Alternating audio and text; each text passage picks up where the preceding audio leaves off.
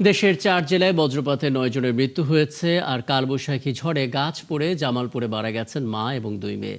এছাড়া গাইবান্ধার গোবিন্দগঞ্জে ঝড়ে ঘরবাড়ি সহ ফসলের ক্ষতি হয়েছে। তবে মৌলভীবাজার, ময়মনসিংহ, মানিকগঞ্জ সহ বিভিন্ন জেলায় মাঝারি থেকে ভারী বৃষ্টি হয়েছে, যেগুলো আবার জনজীবনে স্বস্তিও এনেছে।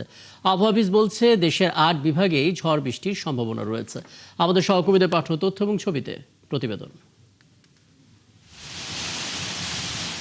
নেত্রকোনার খালিয়াজুড়ির জগন্নাথপুর ইউনিয়নের গোদারা ফেরিঘাট এলাকায় মাছ ধরতে গিয়ে বজ্রপাত হলে মারা যান আব্দুল মোতালিব নামে এক জেলে। আর সাতগাঁও গ্রামে ধান কাটার সময় মারা যান মোনায়েম খাঁ পালান। বিকেলে উপজেলার কৃষ্ণপুরে ধান কাটার সময় বজ্রপাত হলে মারা যান কৃষক শুভ মণ্ডল। সুনামগঞ্জ সদর উপজেলায় আবদুল্লাপুর গ্রামে দেখার হাওরে ধান কাটতে গেলে বজ্রপাতে মারা যান কৃষক জমির উদ্দিন। আর গৌরারং ইউনিয়নে মারা যান জমির হোসেন এবং জামালগঞ্জের রূপাবালী গ্রামে মারা যান আবু সালেক। এছাড়া শান্তিগঞ্জ উপজেলায় আহত হয়েছেন আরও 3 জন। অন্যদিকে হবিগঞ্জের নবীগঞ্জ ও বানিয়াচং উপজেলায় বজ্রপাতে মারা গেছেন কৃষক মকসুদ মিয়া ও আব্দুস সালাম। আর নোয়াখালীর হাতিয়ায় মারা গেছেন ব্যবসায়ী আরাফাত হোসেন। এদিকে জামালপুরের মেলান্দহের নয়ানগর ইউনিয়নে ঝড়ে বসতবাড়ির ওপর গাছ পড়ে নিহত হয়েছেন গৃহবধূ খুকি বেগম ও তার 2 মেয়ে ফরিদা আক্তার ও ফতেহ আক্তার। ফায়ার সার্ভিস কর্মীরা এসে তাদের মৃতদেহ উদ্ধার করে।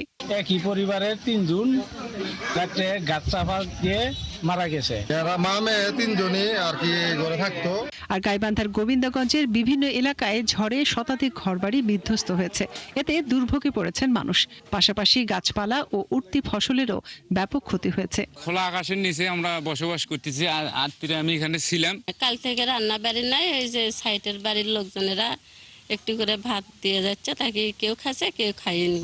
আর 1 সপ্তাহ পরই কাটা গেল ধানগুলা, সেই ধানগুলো এখন এই ক্ষয়ক্ষতি হয়ে গেছে। যাদের ধান 80% পেকে গেছে সেই ধানগুলো আপনারা কর্তন করে নেন। এছাড়াও যে সমস্ত ধান হেলে গেছে সেই সমস্ত কৃষকদেরকে আমরা উদ্বুদ্ধকরণ করতেছি এবং তাদেরকে বুঝাচ্ছি আপনারা 4-5টি করে গোছা একত্রে নিয়ে এটা বাধাই করে দেন। এদিকে প্রচন্ড গরম আর লোডশেডিং এর মধ্যে বৃষ্টি হয়েছে মানিকগঞ্জ, মৌলভীবাজার ও ময়মনসিংহের বিভিন্ন এলাকায়। এতে জনজীবনে কিছুটা স্বস্তি ফিরেছে। মনিরা কাজেরি, 71।